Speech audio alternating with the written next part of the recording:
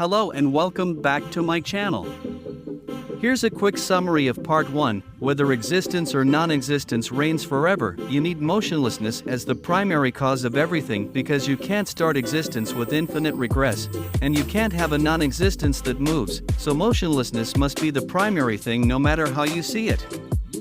Then it turns out that motionlessness, of which there can only be one type, is created, and can only be created by motion, which answers why there is existence rather than non-existence. And this motionless motion is a fast-spinning motion. In part 1, we saw that nature automatically arranges itself into a hexagram.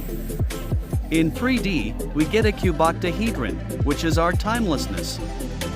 And here is the meaning of life, the purpose of existence, which is that nature should remain in a state of motionlessness or timelessness because that is what she is and that's what she does, which we saw when we had breakfast in part 1. But here's the thing, she can only do that by spinning, which means the whole system is like your lungs. Say she just wants to breathe in, but she can only do that if she also breathes out, and that's why we have space-time. So it's like a gyroscope where she can only stay in balance or motionlessness by spinning. The spinning creates space-time. But there is more. With space-time you can recreate the primary system, the cuboctahedron, on a larger scale, which brings us to the true meaning of life. Nature will strive to become the best expression of this initial balance or motionlessness. This is why evolution happens in the first place. This recreation is cosmic sex, which is the basis of animal sex, including humans. Cosmic sex is as follows. When the cuboctahedron folds, it folds into a tetrahedron, which we see as matter or energy. Then you have opposing tetrahedron clusters that come together and recreate the cuboctahedron on a larger scale. The principle of male and female is already embedded in the structure of reality from the very beginning. So the purpose of life is to bring the generations forward. And the ultimate goal is to bring the generations forward to eternity. That is, nature will never stop recreating the initial balance. This is basically all there is. This is what life is. An eternal hero's journey. However, this eternal development has a ceiling. It does not become infinitely complex. I believe the ceiling is something like Buddha, God, or whatever expression you think fits best. It is the ultimate expression of the cosmic balance and the ultimate expression of the meaning of life. Here's the thing, when the primal system copied itself, it always remained itself, like a fractal, meaning all consciousness is one. One day you will wake up like the Buddha of old and see reality for what it is. You are all reality.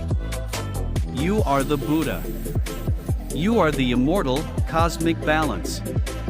So I guess the purpose of the philosopher is to become a moral being that reflects the true nature of reality. The spinning motion that is reality expands from itself, circles around itself, and then contracts. This could be what consciousness is, a feedback loop, a dual torus. Moreover, to maintain this balance, it must forever expand, circle, and contract, which means all reality wants to do is be conscious because consciousness and balance or motionlessness are one and the same. As it spins, it makes multiple copies of itself. And then the ultimate conclusion of this is something like Buddha, but you don't stay in nirvana forever because it's all about continuing to spin, so the Buddha has to go somewhere. This is where your human self comes in, or so I believe. Yes, the universe is a kind of dream. They say we live in a simulation and maybe we do, but I think evolution has gone further than that. However, if consciousness is primal, then it needs an evolutionary reason to exist. It cannot simply exist for no reason. You need an evolutionary context to put consciousness into. And that context is the purpose of existence, which is to maintain balance or motionlessness forever, and the way she does that is through spin or consciousness. Wow! You have really found the meaning of life. Yes. I believe I have. You are the meaning of life. Nevertheless, convincing anyone of that will take hundreds if not thousands of years. Of course, there is a meaning to life, otherwise, evolution would not exist. So the meaning of life is a fractal. When you know what it is, you see it everywhere, in newborn babies, obviously, but you also see it in a football tournament. When the tournament is over, what do? You create a new tournament. It never stops. So football is an artificial copy of the meaning of life. But is this just Sisyphus rolling a stone uphill? Is the meaning of life meaningless? No. Reality is not Sisyphus. This is Venus, the goddess of love. Just ask the fans. Share your thoughts on this in the comment section, and thanks for watching.